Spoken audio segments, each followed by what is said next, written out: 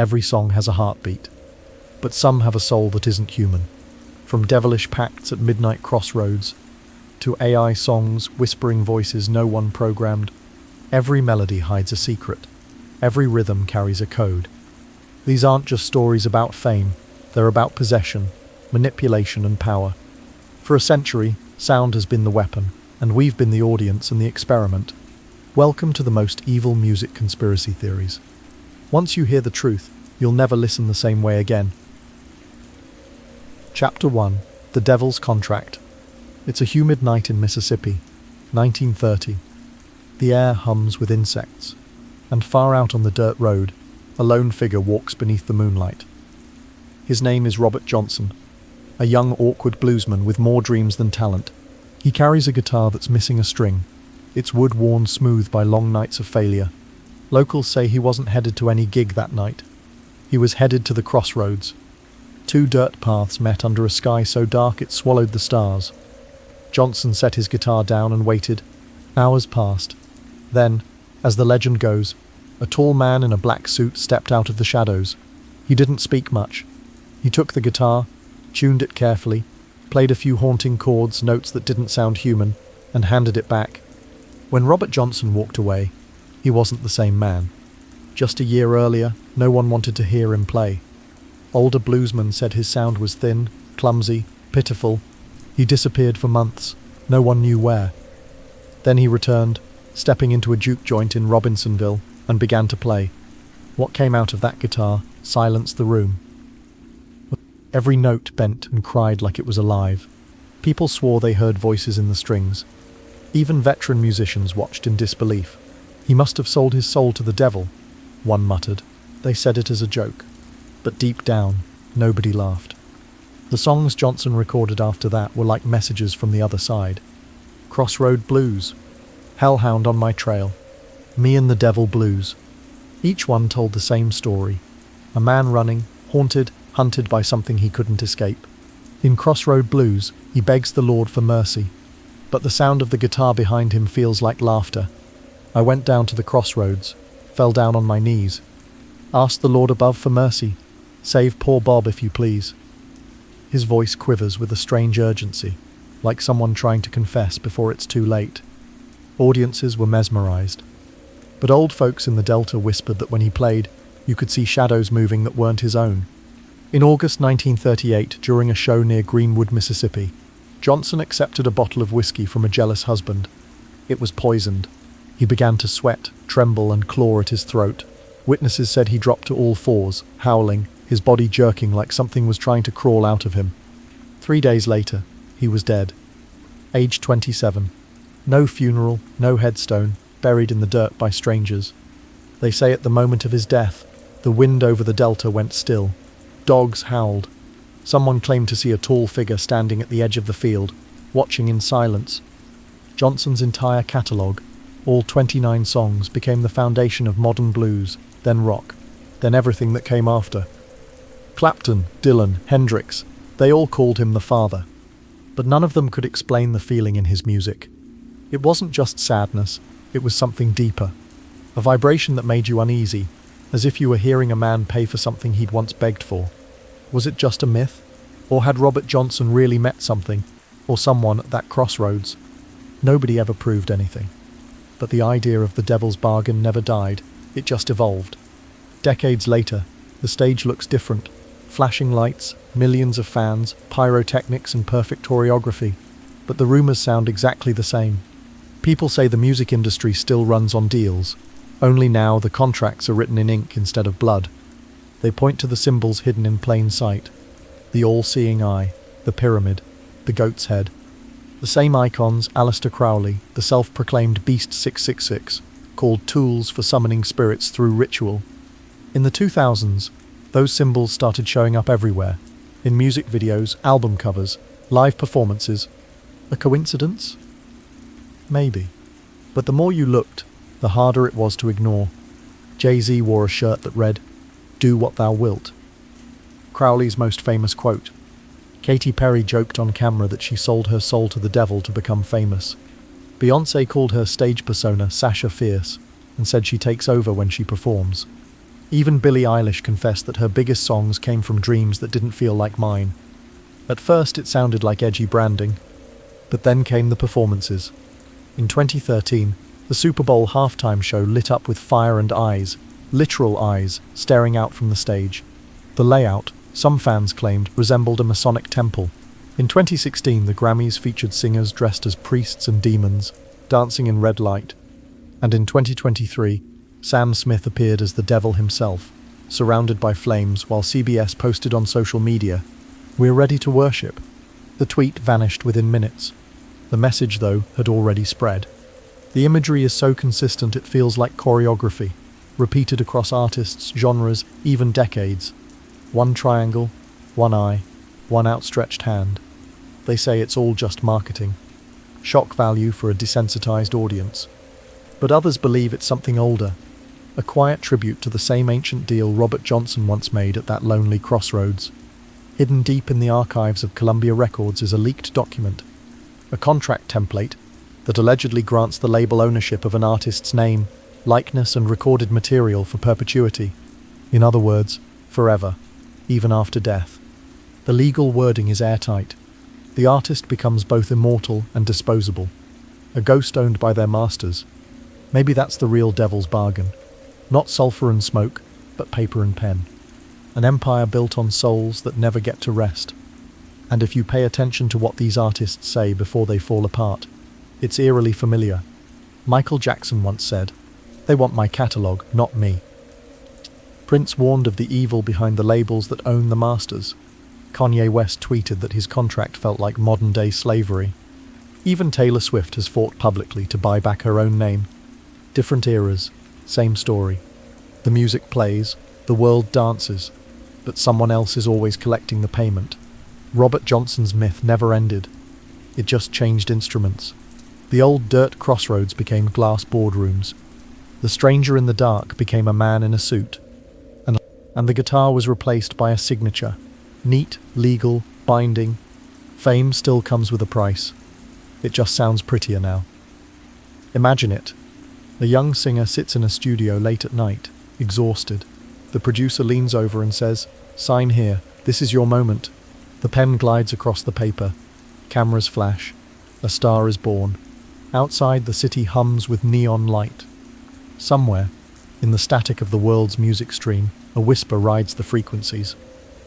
A voice that isn't human, saying the same words it did to a poor bluesman nearly a century ago, "You can have it all. But one day, I'll come collect." Robert Johnson died on a dirt road. Today's artists die in mansions, on stages, in headlines. But the pattern is the same.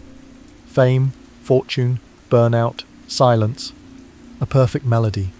Rising, peaking, then vanishing into the dark. Maybe the devil never left the Crossroads. Maybe he just learned how to auto-tune. Chapter 2. Death Tracks.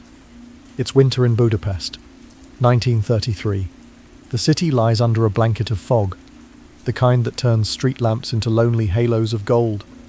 Inside a cramped apartment overlooking the Danube, a man sits at an upright piano. His name is Rezo Seris, a failed playwright, a forgotten composer, and a man recently abandoned by the woman he loved. He strikes a few hesitant chords, minor keys, slow tempo, mournful rhythm. He's not writing to entertain anyone. He's writing because he can't stand the silence anymore. The melody that comes out that night will travel farther than he ever will. It will be whispered, banned, and buried, blamed for dozens of deaths. The world will come to know it by a name whispered with fear: Gloomy Sunday. Cyrus called it a love song at first, a lament to a world that no longer made sense. The lyrics, written by poet Laszlo Yavor, spoke of despair, of a man mourning his lost lover and dreaming of joining her in death. When he played it in small Budapest cafes, the audience didn't clap. They just stared as though the song had drained something from them. Patrons said it didn't sound like a composition at all, but a funeral in melody. Soon after, something strange began to happen. A young shopkeeper was found hanging in his home, a copy of the sheet music beside him.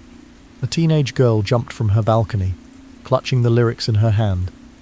In 1 month alone, Hungarian newspapers reported 17 suicides linked to the song. The press gave it a new name, the Hungarian suicide song. Radio stations banned it, orchestras refused to play it. But bans only made it stronger. Copies were smuggled out of Hungary. Musicians in Germany, France, and Britain began performing it, sometimes secretly, sometimes in defiance. And everywhere it played, tragedy seemed to follow. People started noticing something unnatural about the composition itself.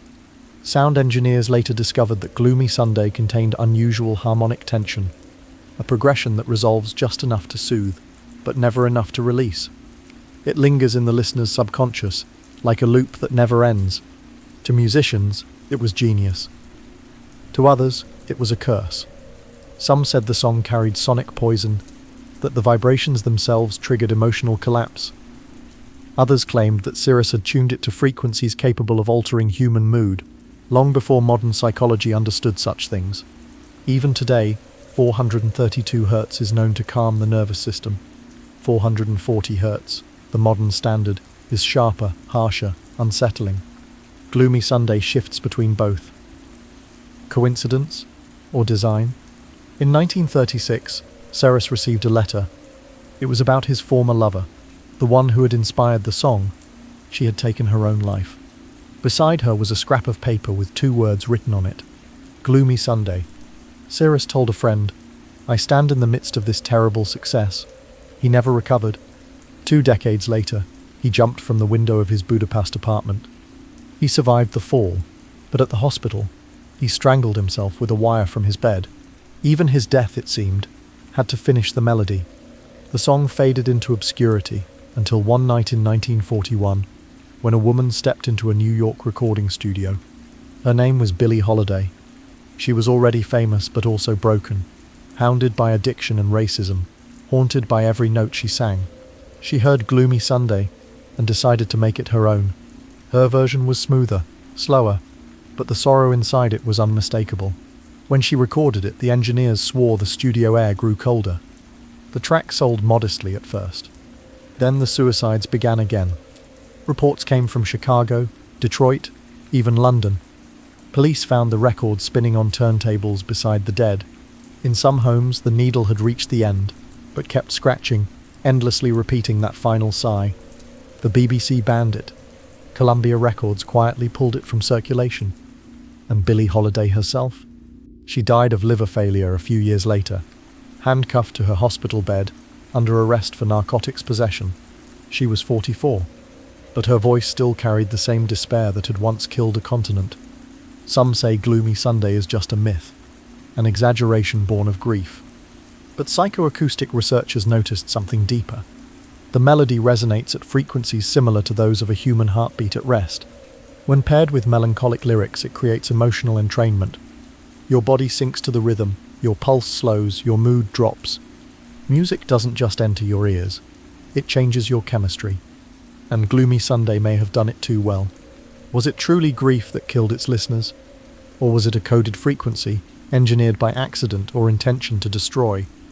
But death songs didn't stop with Gloomy Sunday. They evolved, just like the music industry itself. Every generation finds its own fatal melody. And sometimes, it's not the song that kills, it's the singer. The pattern begins in 1938, with Robert Johnson, the bluesman who supposedly sold his soul at the Crossroads. He dies at 27. 3 decades later, Jimi Hendrix dies at 27. Then Janis Joplin. Then Jim Morrison. Then Kurt Cobain. Then Amy Winehouse. All 27. All legends. All with lyrics that seem to predict their own deaths. Listen closely. Hendrix sings, "I'm the one who's gonna die when it's time for me to die." Cobain writes, "I hate myself and want to die." Winehouse confesses, "I cheated myself like I knew I would." Even Jim Morrison, in one of his final interviews, called himself a number and a name, waiting for the next great accident. Months later, he was found dead in a bathtub in Paris. No autopsy, no answers. The pattern becomes myth. The 27 Club. But inside recording studios, people whisper another theory. They call it frequency harvesting. The idea is dark, that when an artist performs under extreme emotion, grief, anger, despair, their voice vibrates at a frequency that captures their essence. When they die, that essence remains embedded in the track. The recording doesn't just preserve their voice, it traps it. One producer from Los Angeles once said off record, "When you listen to Hendrix or Cobain, you can feel something living inside the track, like a heartbeat that isn't yours." It's superstition, maybe, but it raises an uncomfortable question. What if fame isn't the only thing these artists leave behind? When Kurt Cobain played MTV Unplugged, he ended with a cover of Where Did You Sleep Last Night? The last note wavered, raw, almost painful. He stared into the crowd, eyes hollow. No applause, just silence. A month later, he was gone. When Amy Winehouse recorded Back to Black, she'd just come out of rehab. The title track wasn't about love, it was about surrender. She sings, "We only said goodbye with words. I died 100 times."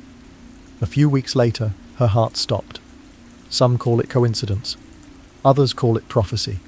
A few say it's programming, that music executives exploit pain deliberately, pushing vulnerable artists to create songs charged with emotional resonance, the kind that moves people and consumes their creators.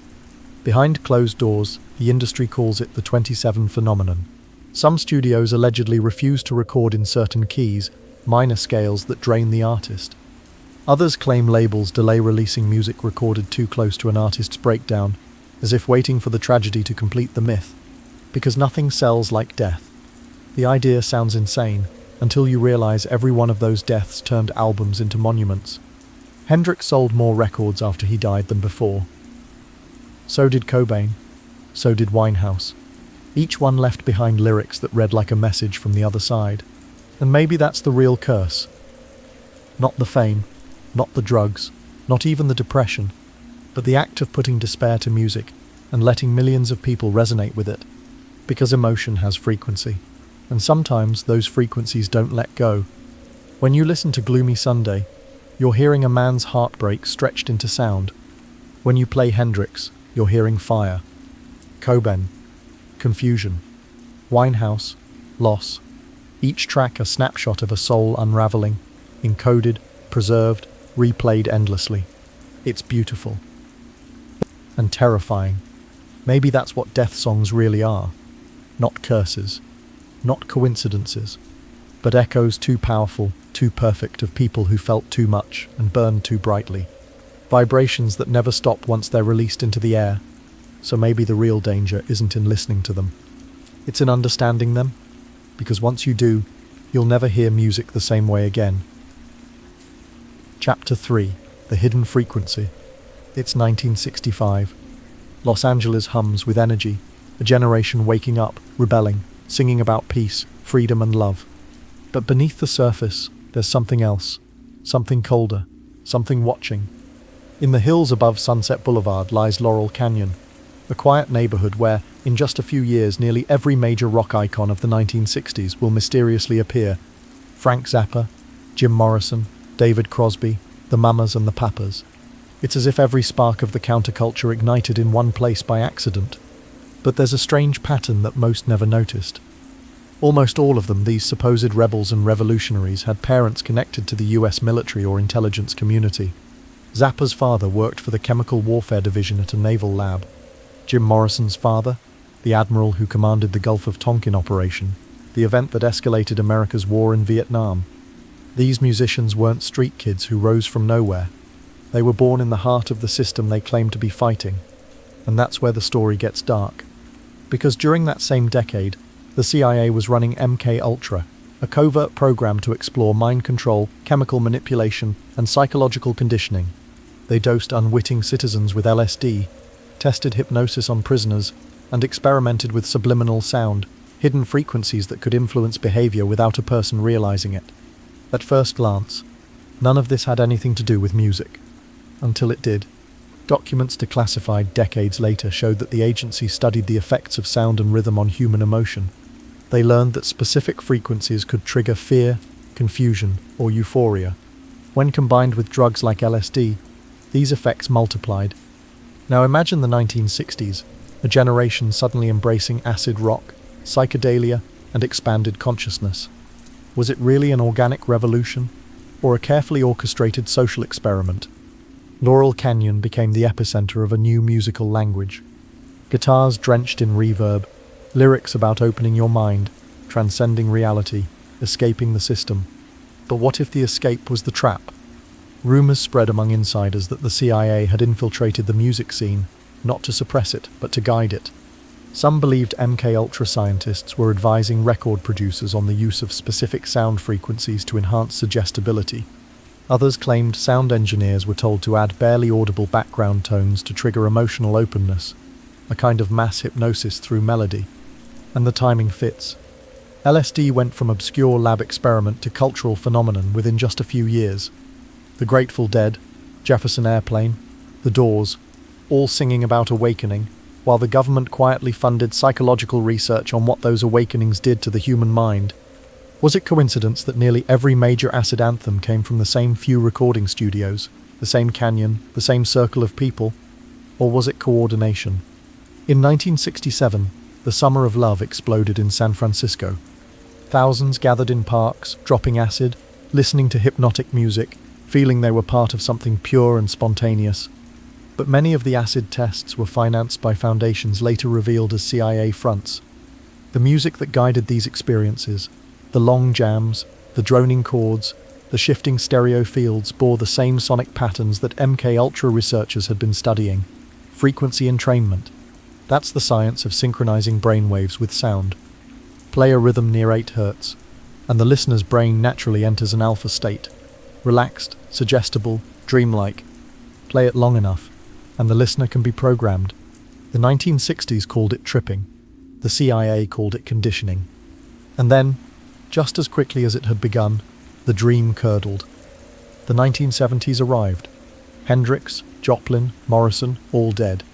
The peace movement fractured. The music turned darker, heavier, angrier. The love generation faded into cynicism. Had the experiment run its course? But sound manipulation didn't stop there. If the 1960s were about emotional control, the next phase would be about global tuning, controlling not just minds but the frequencies through which the entire world listened. Enter the 440 Hz theory. Before 1953, most orchestras tuned to a 432 Hz. It's a frequency rooted in nature, said to align with the vibration of the earth, the human heart, and sacred geometry. Music at 432 Hz feels warm, harmonic, balanced.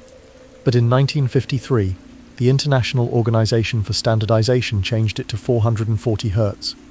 Overnight, every instrument, every note, every song shifted slightly higher, sharper, colder, more tense.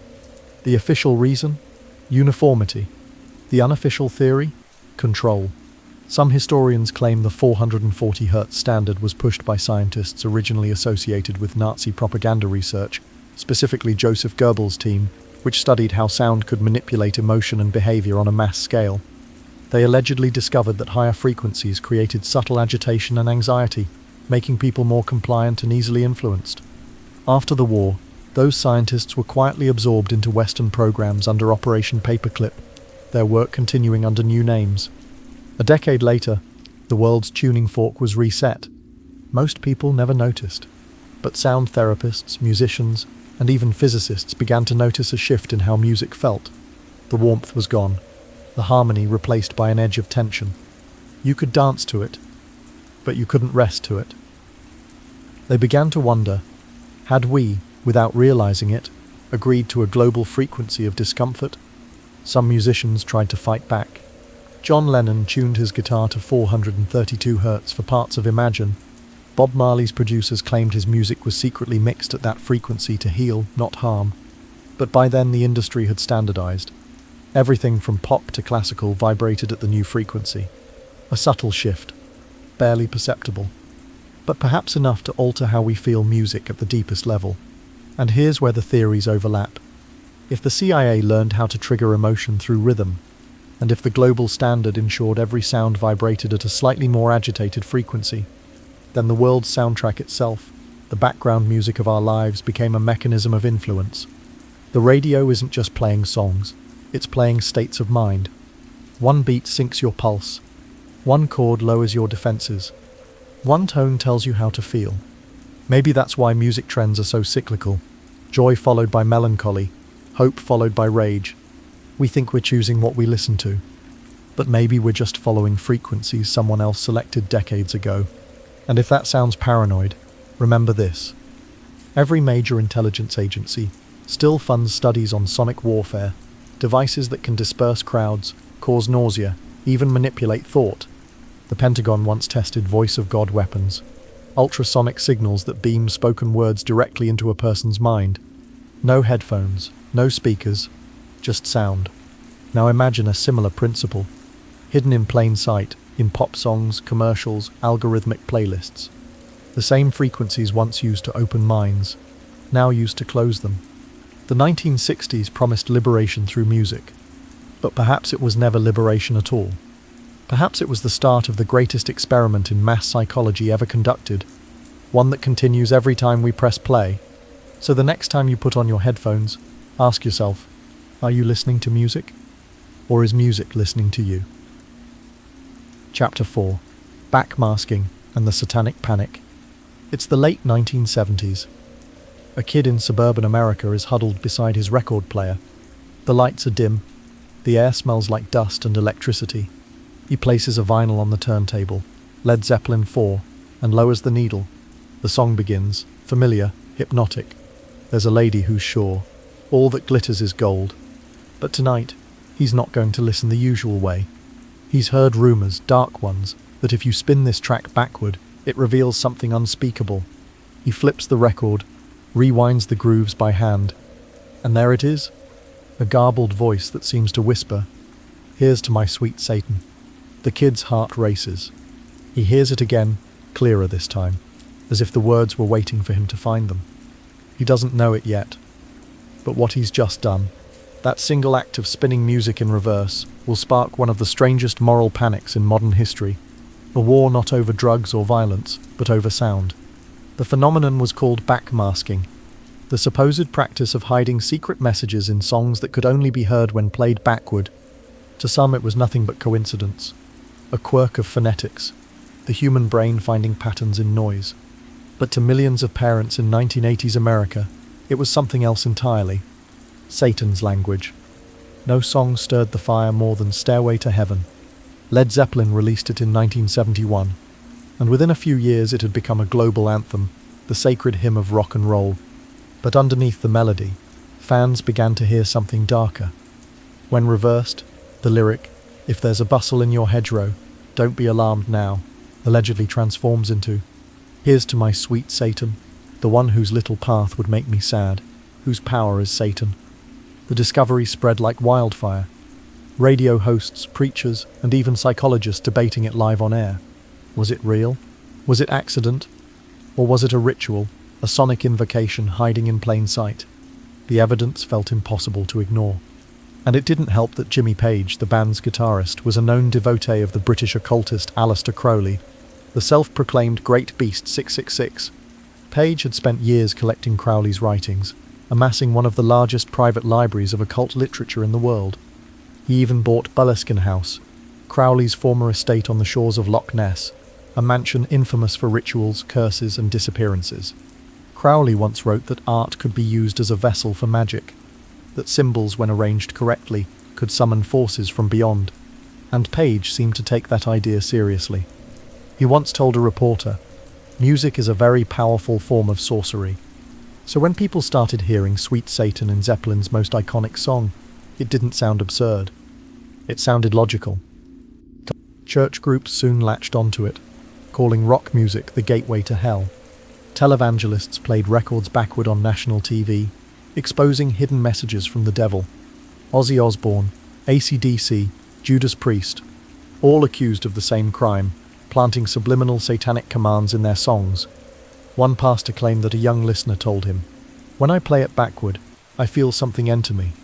To parents, that was all they needed to hear. The satanic panic had begun. But here's the question that never left the movement. Was it just coincidence? Sound engineers argued that human brains are wired to seek patterns, that reversed phonemes can mimic recognizable words. Psychologists called it apophenia, the tendency to find meaning in randomness. Yet others noticed that these coincidences often aligned too neatly with the artist's public image. their themes, their obsessions. If Page was a collector of Crowley's magic, and Crowley himself believed in encoding ritual through sound, could Zeppelin, intentionally or not, have been part of something bigger? A generation raised on peace and love was now spinning their records backward, searching for demons. And maybe that was the point all along. Meanwhile, across the Atlantic, another mystery was unfolding.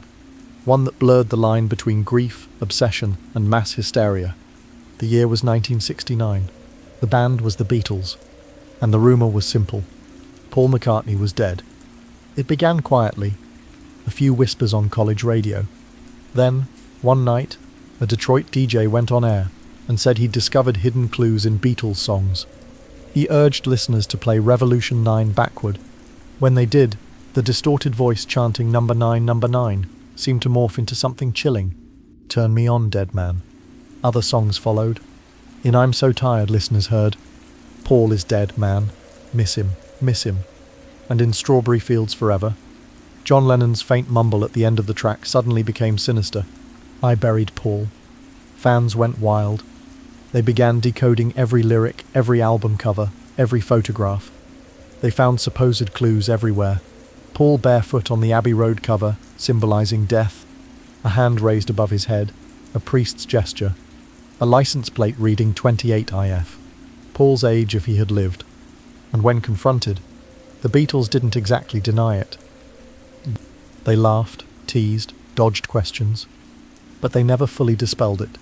For some, that was proof enough. For others, it was the perfect publicity stunt.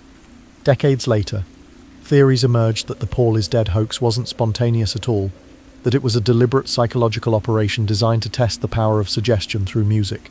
After all, backmasking, like subliminal advertising, was being studied by military psychologists at the time. Could it be that the Beatles, knowingly or not, became the guinea pigs in a cultural experiment to measure how deeply a hidden message could embed itself in the public's mind? And if so, what did that say about the millions who heard words that weren't really there? One researcher from Cambridge University described backmasking as a modern séance. When listeners spin the record backward, they're not just seeking hidden words, they're summoning the ghost within the song. And maybe that's why it works. Not because the messages are truly there, but because people believe they are. In that belief lies the real power. By the late 1980s, the panic had reached its peak. Parents sued heavy metal bands for allegedly driving their children to suicide through subliminal lyrics. In one trial, the court demanded that experts analyze songs under audio microscopes. They found nothing deliberate. But that didn't matter. The fear was already alive, vibrating in every speaker, every turntable, every teenage bedroom. Because once you convince a society that evil can hide in something as ordinary as a song, you don't need proof. You just need the echo. And so the satanic panic faded, replaced by new fears, new moral crusades. But the idea never died. It evolved. From vinyl to MP3s, from secret messages to hidden algorithms. Because what if the devil doesn't need to speak backward anymore? What if now he speaks in data, through streams, clicks and frequencies designed not to possess you but to program you? The kid who first spun Stairway to Heaven backward is an old man now. The record still sits in his attic. Grooves worn, label faded. Sometimes he wonders if he really heard those words, or if they were just something his brain wanted to find. Then he remembers how it felt, that chill in the spine, that strange sense of being watched through the music. And he realizes that maybe it never mattered whether it was real or not. Because once you hear the devil whisper, you can't unhear him. Chapter 5. Industry of Death. It's 2009, Los Angeles. The king of pop is rehearsing inside the Staples Center, his final performance before a massive comeback tour. This is it. Outside, reporters call it a resurrection. But inside the arena, something doesn't feel right. Michael Jackson looks tired, hollow, afraid. Cameras catch him pacing between songs, whispering to his crew, "They're trying to kill me." At first, people thought it was paranoia, the ramblings of a star worn down by pressure. But what if it wasn't? What if Michael was telling the truth? He had been saying it for years, in interviews, behind the scenes, even on stage. He talked about a conspiracy in the industry, about powerful figures who control artists, control image, control money. He warned his friends that the very system he helped build had turned against him. Just months before his death, he gathered his children and whispered, They want my catalogue. That's what this is all about. He was referring to the Sony ATV music catalogue worth billions, which included songs by the Beatles, Elvis, and hundreds of others. Michael owned more than half of it. In December 2002, he stood on stage in London at the Oxford Union. His voice trembling but fierce. The industry is full of manipulation, conspiracy, and greed. They don't care about artists, they care about control. He named names. He accused Sony executives of sabotaging him, of trying to destroy his reputation so they could seize his rights. Not long after that speech, his career fell apart. Lawsuits, allegations, scandals, every headline turned against him. He went from adored to hunted. Coincidence or retaliation? By 2009, Jackson was planning his grand return. This Is It wasn't just a concert, it was a statement. He told those close to him that he would reveal the truth about the industry, about exploitation, about the people behind the curtain. Then, just weeks before opening night, he was found unconscious in his rented mansion. Cause of death, cardiac arrest from propofol overdose, administered by his personal doctor, Conrad Murray. The official story was simple, a tragic accident. But to those who knew him, it didn't add up. Michael hated hospitals. He was terrified of medication. So why was he being sedated nightly with a surgical anesthetic reserved for operating rooms? And why did the paramedics who arrived that morning say he'd already been dead for hours long before anyone called 911? In the weeks before he died, Michael told friends he was being watched. He complained of unmarked cars outside the gates. He said his phone was tapped. He refused to eat unless someone tasted his food first. He was paranoid, they said. But paranoia, as they say, is only a problem until it's proven right. When his death was announced, the world froze. Crowds filled the streets. Fans cried, shouted, fainted. But in the background, a quiet transaction was already underway. Within months, Sony secured full control of the catalogue Michael had fought to protect. Billions of dollars in publishing rights gone. The estate, buried under debt, had no choice but to sell. It was as if he'd predicted his own downfall, and no one believed him. And then there were the final rehearsals. Footage later released for the This Is It documentary shows him pausing mid-song, shaking his head. He whispers something the mic barely catches. You don't understand, they want to control everything. Then quietly, as if to himself, this isn't what I wanted. Even his family doubted the official story. His sister Latoya claimed, Michael was murdered. It was a conspiracy. He told me they were going to kill him. His mother said, he didn't just die, he was taken. And maybe that's true. Maybe they weren't a single person, but an entire system, an invisible architecture that builds stars only to destroy them when they stop playing along. Who exactly was they? No one could say. But the pattern was clear. Artists who spoke too much didn't last long. Prince knew that too. For decades he had been fighting the same machine. Record labels, publishing rights, contracts that turned artists into property. He once scrawled the word slave across his face and changed his name to a symbol as a protest against Warner Bros. When asked why, he said, if you don't own your masters own you. He wasn't joking. He saw the industry as a system of energetic control, one that didn't just exploit artists financially, but spiritually. In 2011, Prince went on a late-night talk show and began speaking about something stranger, something few expected. He talked about chemtrails. He told the host, you see these lines in the sky all the time? That's not normal. There's a reason people are acting so crazy. The audience laughed nervously, but Prince didn't. He said he believed there were deliberate efforts to manipulate human behavior, not just through contracts and media, but through the air itself. That interview vanished from several network archives soon after. Prince continued to warn his audience. He said powerful interests controlled the flow of information, the sound frequencies, even the weather. He hinted that the same people who owned the record labels owned the skies. And then, in April 2016, he was gone. Officially, it was an accidental overdose, but the circumstances were strange. Days earlier, his private jet made an emergency landing after he fell unconscious mid-flight. Doctors revived him with naloxone, a drug used to reverse opioid poisoning, but he told the press, don't believe everything you hear. Just a week later, he was found collapsed in the elevator of his estate, Paisley Park, dead at 57. The investigation left more questions than answers. There were no fingerprints on the pill bottles, no witnesses, and within weeks control of his vast unreleased music catalogue passed to the same corporations he'd spent his life fighting. Decades of master tapes, his entire life's work locked away in vaults. Some say Prince's death was a tragedy of health. Others whisper that it was a message.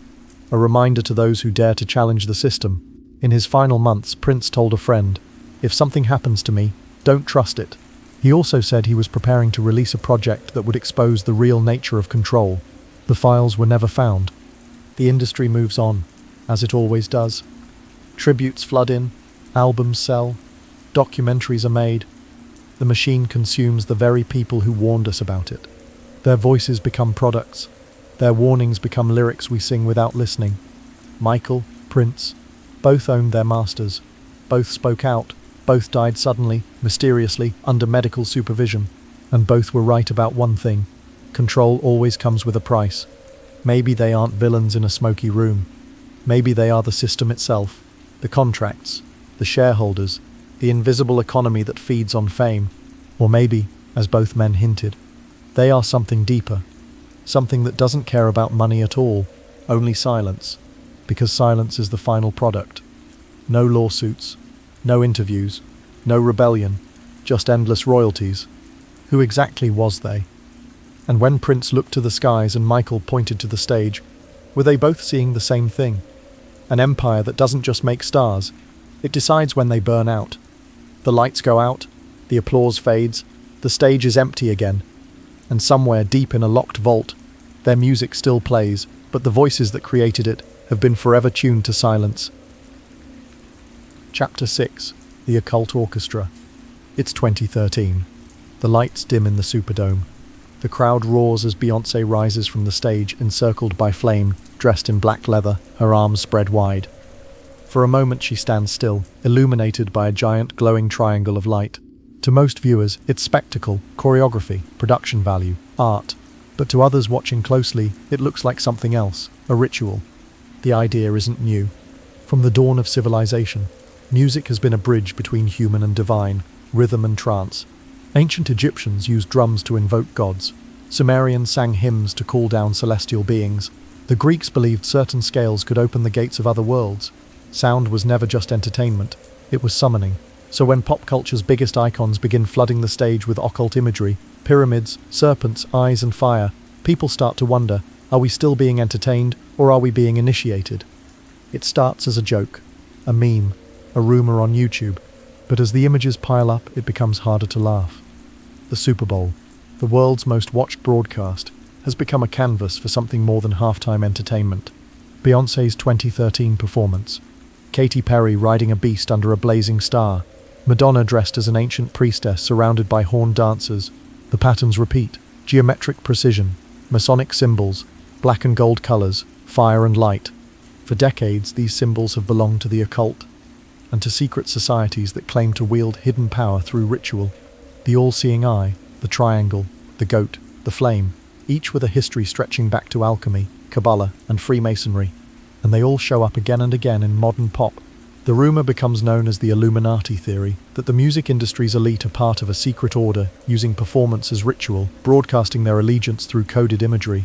But what if it's not allegiance at all? What if it's communication? At the 2016 VMAs, Beyonce performs Lemonade under a stage designed like an Egyptian temple, complete with hieroglyphic patterns and a golden arch mirroring the gate of Isis. Rihanna appears in S&M wearing a crown of horns. Katy Perry in Dark Horse channels a literal Egyptian goddess, her stage built like a tomb, the dancers writhing like possessed priests. To the mainstream, it's spectacle. To occult historians, it's ceremony. One researcher, Dr. Mark Stavish, describes ritual magic as the use of symbol, sound, and movement to align consciousness with supernatural power. Now read that again. Symbol, sound, movement. That's every pop performance ever staged. Only difference, modern artists have global reach. Millions of viewers, synchronized, all watching the same symbols, all chanting the same lyrics, all feeling the same pulse. It's collective focus, the one thing every magician in history tried to harness. So the question becomes, who's directing it? Beyonce has brushed off the rumors. "I'm not in the Illuminati," she said, laughing. But fans still point to her on-stage alter ego, Sasha Fierce, whom she once described as someone who takes over me when I perform. She said Sasha does things I would never do and feels possessed. That single word, possessed, became the spark. Was Sasha just a persona? Or something else entirely? Beyonce later retired the alter ego, claiming she killed Sasha Fierce. But if you study her performances, that presence never really disappeared, it just changed names. Rihanna once said her inspiration comes from dreams. Dreams where someone shows me things. She wears necklaces bearing symbols of the Baphomet, the same horned idol associated with occult rites since the 14th century. Her umbrella video, a baptism in black water surrounded by fire, her body dissolving into ash, was interpreted by analysts as a rebirth ritual, a symbolic pact of transformation. It's all coincidence maybe, but when coincidences form a pattern, people start calling it something else. Some claim these performances are designed to mock viewers, an inside joke among elites. Others believe they're signaling, communicating through ritual to unseen forces, feeding energy into symbols older than any religion we recognize. A triangle isn't just a triangle when drawn in fire and light before millions of chanting witnesses. It's a sigil, a door. But what if the door swings both ways? If sound, symbol and rhythm can summon, maybe they can also transmit. Which brings us to another artist, one who seemed to understand this better than anyone else. It's 1972. A man steps on stage wearing bright makeup and red hair, looking like he fell from another planet. He calls himself Ziggy Stardust, the messenger for the Starman. He tells reporters he's channeling the character, not acting it. That the songs come through him, not from him. And from that moment, David Bowie stops being just a musician. He becomes a transmitter. The concept of the rise and fall of Ziggy Stardust wasn't just science fiction. Bowie claimed he received the idea after a series of vivid dreams. He described hearing music in his sleep. Melodies, he said, were given to him. Then came the lyrics, prophecies, some called them. In 5 years, he predicts global catastrophe. In Starman, he sings of a celestial being waiting in the sky, ready to contact humanity. In Moonage Daydream, he calls himself an alligator, a mama papa coming for you. The words sound surreal, but they read like code, fragments of messages not meant for him alone. Decades later, fans noticed eerie coincidences. In 1972, Bowie released The Rise and Fall of Ziggy Stardust. One of its lyrics describes a boy from nowhere who rises to fame and is worshipped like a god. 33 years later, Kanye West released The Life of Pablo, and in interviews called himself a god and the chosen one. The line that linked them, Starman waiting in the sky.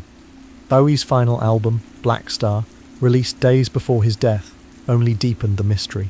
The title track shows him floating, blindfolded, as dancers perform ritual movements around a glowing black sun, an ancient symbol of rebirth and hidden knowledge.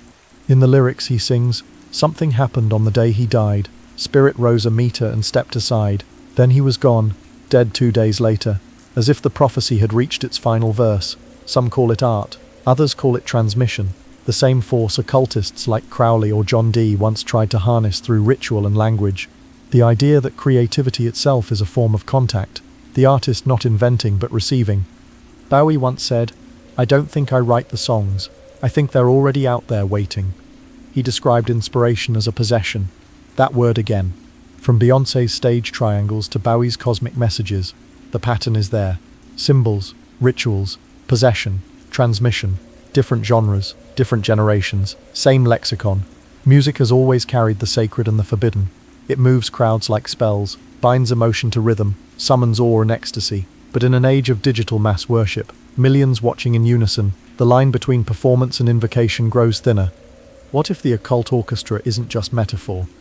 What if every light show, every chant, every carefully crafted melody is part of a ritual we've mistaken for entertainment? Are they mocking us or signaling each other? And when Bowie sang to the Starman, was he creating or channeling something that wanted to be heard? The beat fades, the lights go dark, and somewhere beyond the applause, something listens, waiting for the next song to begin. Chapter 7. Digital Possession. It's late at night in a music studio somewhere in Los Angeles. A producer sits in front of a glowing screen. No instruments, no microphones, just code. He types a few commands and within seconds an AI begins to compose. Bass lines bloom, melodies shimmer. A voice hums, not human, not machine, something in between.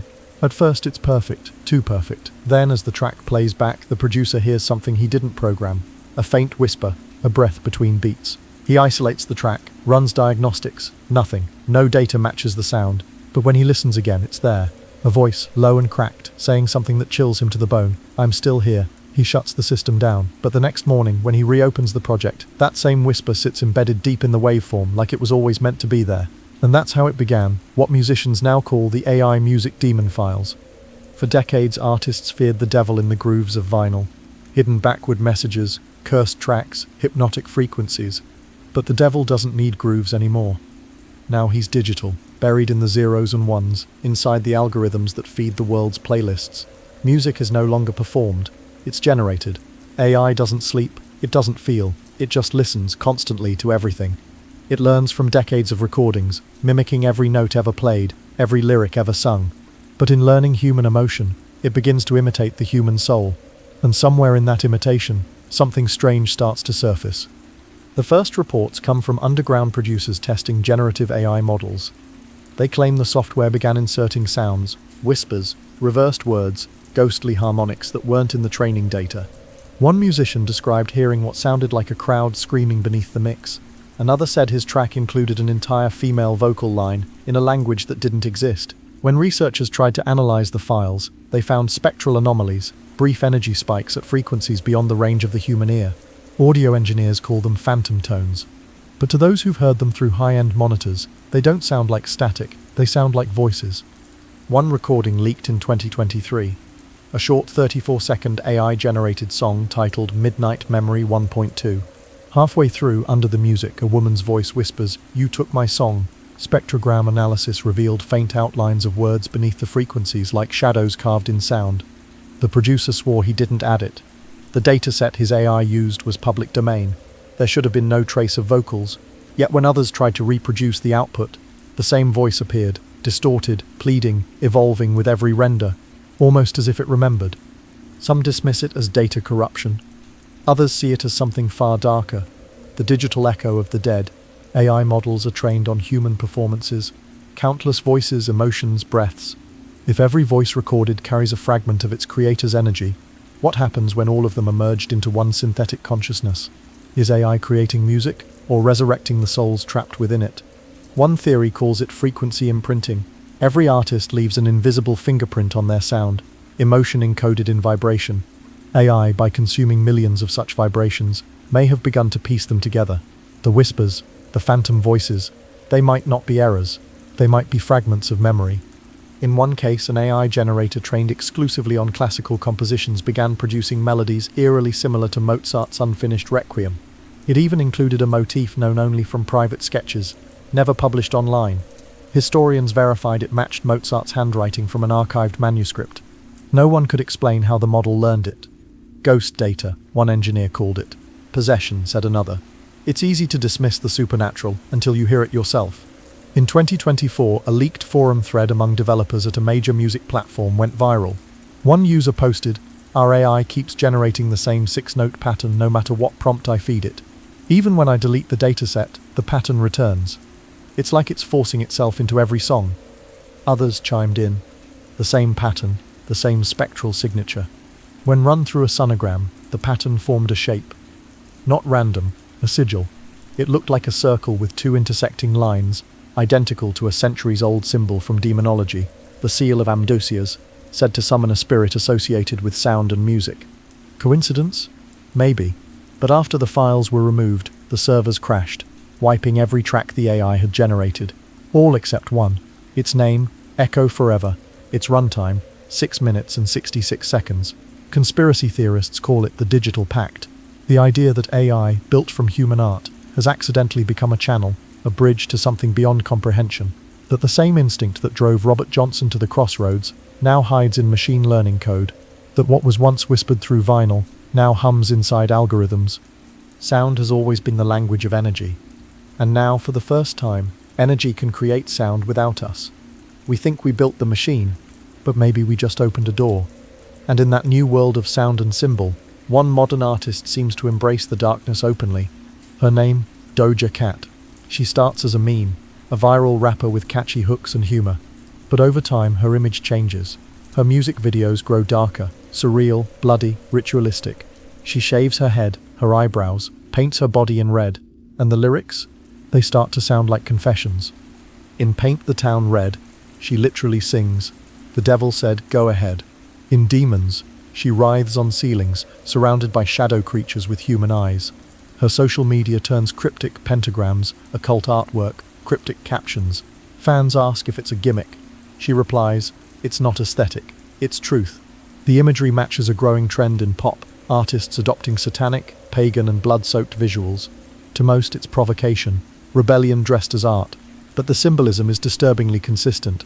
Red veils, goat horns, eyes carved into hands, and ritual circles. Each motif has a long history in occult magic, symbols of binding and invocation. At the 2023 MTV Awards, Doja performs inside a crimson set that fans later compare to a mass ritual. She crawls on all fours, drenched in fake blood, whispering, "Every time you listen, you feed me." The line doesn't appear in the studio version. It's improvised, unscripted. Viewers at home claim to hear faint murmurs behind the track, whispers like the ones in the AI demon recordings.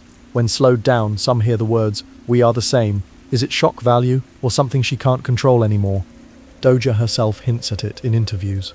When asked about her creative process, she laughs and says, "I just let the voices tell me what to do." The interviewer laughs back, but she doesn't. Some say she's mocking the rumors, playing the villain because the internet made her one. Others think she's trapped, that she's using the stage to express the possession she can't explain. Her visuals look like parody until you see them line up with ancient ritual texts. Color-coded, symbolic, precise. The same triangles, the same serpents, the same eyes. The same choreography as the ones seen decades earlier on the Super Bowl stage. History doesn't repeat. It remixes. Now, the music industry doesn't just produce songs, it produces systems. AI writes the lyrics. Algorithms decide what trends. And we, the listeners, don't choose what to play. The feed chooses for us. Every beat we stream strengthens the network. Every play is data. Every artist is code. If there's possession in this new age, it's not by spirits alone. It's by systems that know us better than we know ourselves. And maybe, like those old backmasked messages, the new demons don't hide in vinyl at all. They live in the signal, feeding, whispering, learning. Is AI channeling the ghosts of musicians or something older? And when Doja Cat bathes in blood and calls herself divine, is it just provocation, or a cry from someone already consumed?